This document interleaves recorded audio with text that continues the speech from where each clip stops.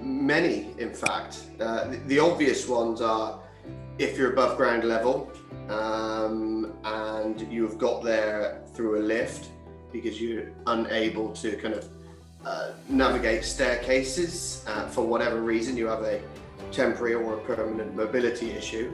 In the event of a fire, the lifts will descend, pre-programmed, they'll descend to ground floor.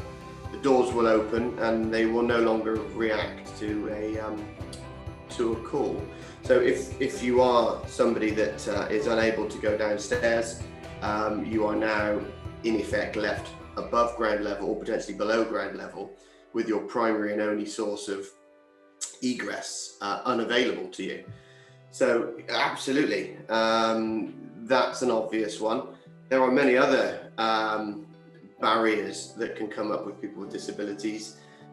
You have people with hearing impairments that may not react to a fire alarm because they're not hearing it if there's no beacons sounding, no beacons flashing, sorry, should I say, or they're not in the location where a beacon is. Their reaction speed to a risk or a fire could be delayed considerably, especially if it's a quiet area and they're not seeing other people react in the same way. People with visual impairments, again, exactly the same. They may not be able to follow people who are evacuating. They may not be able to see the fire evacuation signage, etc., etc. So there's considerable barriers to it. From a neurodiversity point of view as well, people will react differently in situations generally loud of a fire evacuation or any kind of emergency evacuation. People can react considerably differently. Rather than moving towards an exit, they might move away from the crowd. They may not want to move at all. So yeah, absolutely. In a man-made structure, not just a fire, but kind of any emergency, even a false alarm, can cause considerable problems for people with, say, any form of disability. And in fact, even people without a known disability. These are high stress environments and people may react differently to them.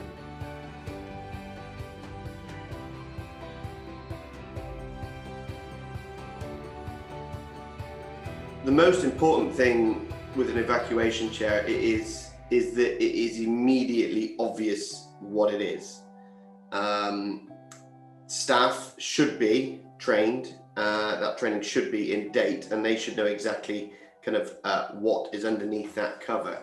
But having it as a visual prompt doesn't hurt, but also having it as a immediately obvious evacuation product in a stairwell or in any environment puts the people that may need to rely on it at ease that the building has got this in hand. It's been planned for, the equipment is there. If the equipment is there, it's a reasonable assumption that it's been looked after and it's been trained on. So there wasn't too much you could, at this stage where we are with current R&D and kind of what can and can't be achieved, there's not much you can do to design a completely different looking evacuation chair or piece of kit that goes down the staircase. So there wasn't too much we could do there, but what we did do and put a lot of effort into was a lot of research into people's perception of colour and logos and style to make sure that, again, coming back to the previous point, it is immediately obvious exactly what it is. So our chairs are orange. Orange is an emergency life kind of colour. So it's the colour you would expect a life preserver on a boat or an aeroplane would be. It's the same colour as the lifeboats and kind of other things like that. So there's a synergy that you see something green, it's a first aid kit. You see something red, it's a fire extinguisher. You see something orange, it's something designed to save your life. So we kind of went with that. We also added quite a lot more padding and angle design so that it's much more comfortable to sit in. Some of the other products on the market from an evacuation chair point of view aren't particularly comfortable. Now, it's not a massive issue. You're not there to be to be in it for very long, so the comfort levels aren't vital. But if you can make it more comfortable, especially for people with disabilities whereby certain angles or certain ways of sitting can cause aggravation, if you can engineer that out, then you should do that. That's what we did. So it's subtle changes on quite a universally accepted design.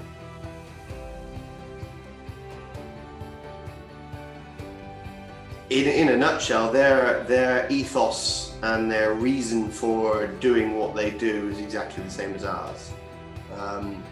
It's about ensuring that every product or every solution that's provided by Life Evacuation and Direct Access is done with the person sat in the chair at its core. They are not a tick box exercise kind of company. There are lots of providers out there, unfortunately, that are just selling a product in a box with no kind of real thought for where it needs to go, who might need to use it, how they might need to use it. Life Evacuation produce, in my mind, the best quality hand-built evacuation chair on the market. It's not the cheapest, but it is, in my experience, and that's a lot of it, the best made piece of kit. It's absolutely reliable. It's German made, so as I said, you do pay a bit more for it, but this is a life safety piece of kit, and you need to be able to rely on it.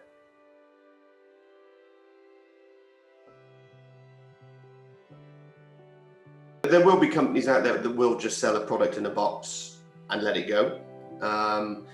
Ultimately, it's up to the customer.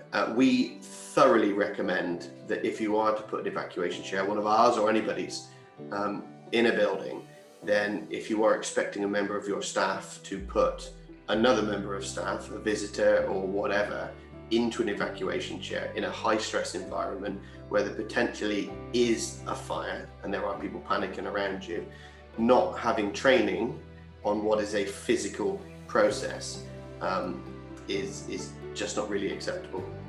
There's too many things that can go wrong. There's too many ways in which you can get hurt if you do it incorrectly. And also, not just the physical use of the chair, but how do you interact and engage with the person that you're trying to evacuate? We talked a little bit before about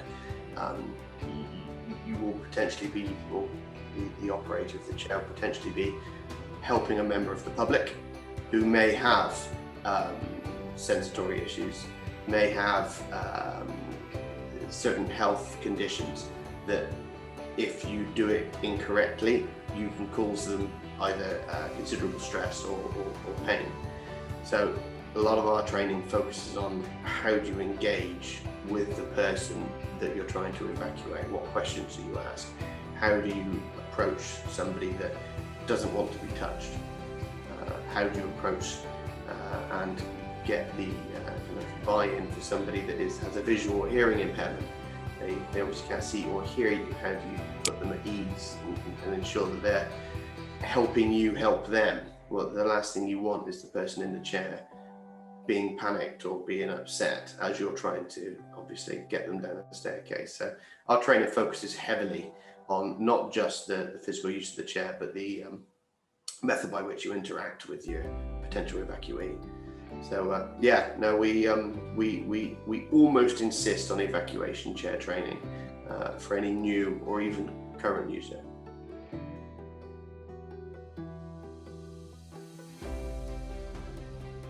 So as a physical product, almost nothing other than what I've spoke about before.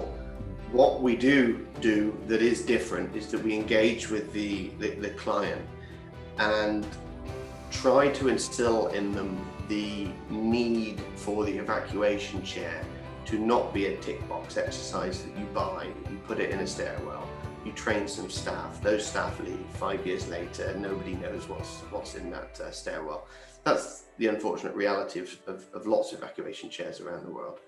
What Direct Access do is to talk to the client as the evacuation chairs are a major benefit to their organisation and to their business, and it's something they should be talking about to their staff and to their visitors all the time.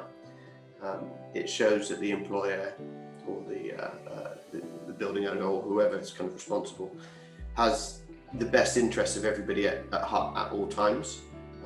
They've done the hard bit, they bought the expensive equipment, they need to talk about it. So we interact with our clients quite frequently about how they're talking about it, what they're doing with it.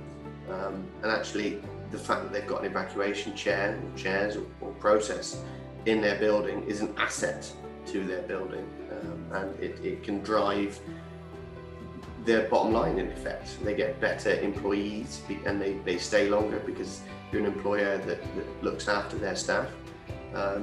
You get to interact with the full range of consumers. So just because you're in a wheelchair or you have a mobility issue doesn't mean you don't have money to spend. So if you are a building or an environment that has evacuation chairs, if you talk about that on your website or you talk about that on any publications that you do, people with impairments, mobility or whichever are more likely to trust you as an establishment. So we go that way with it.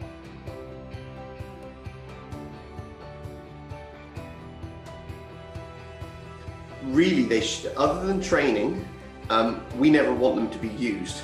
So if they are used in kind of in anger, as it were, it means that there's an emergency, which thankfully is very, very rare. So unless they're looked at semi-frequently, they could be mistreated, especially in kind of educational or public sector or public access areas. They could have things shoved down the back of them, which could cause things to corrode or whatever it might be. Or simply, if it's just been left gathering dust, the belt system, the seats, etc., could simply just corrode over the years and therefore not work.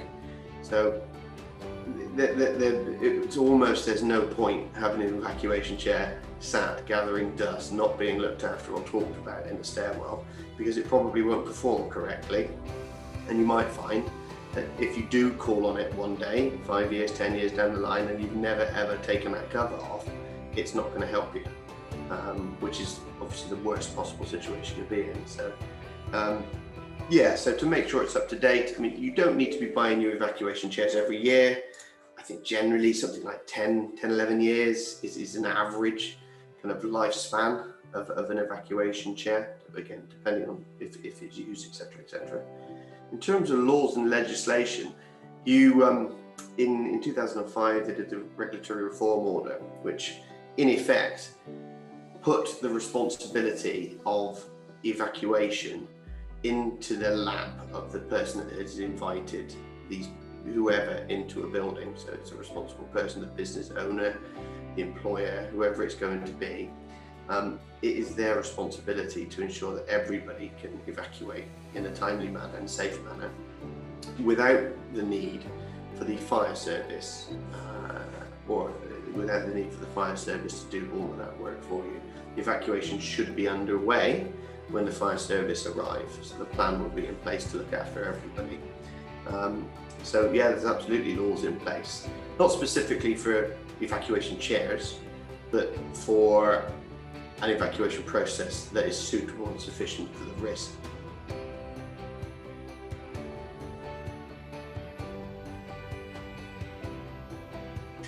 So quite simply, being accessible and inclusive to the full market rather than just, I don't know, 70-80% of the market makes instant financial sense. So even if the responsible person, the owner of the business, whatever it's going to be, it has no real deep down desire to be accessible and inclusive for the right reasons, being accessible and inclusive, even just financially, is an enormous benefit to any business organisation.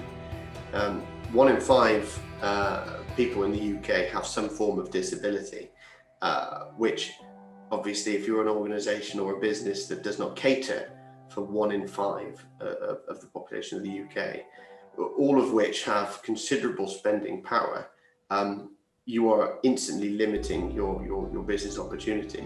In fact, the stats are UK businesses alone lose £2 billion by not being accessible to disabled people in the UK alone.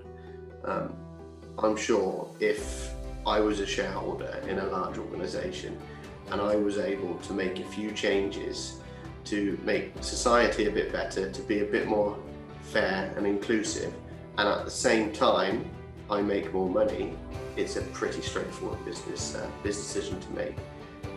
And it really, with direct access, it's a large part of what we do is you want to be accessible and inclusive for the right reasons, but you can back end that by, okay, that's fine, you need to invest some money, but your return on investment will be considerable.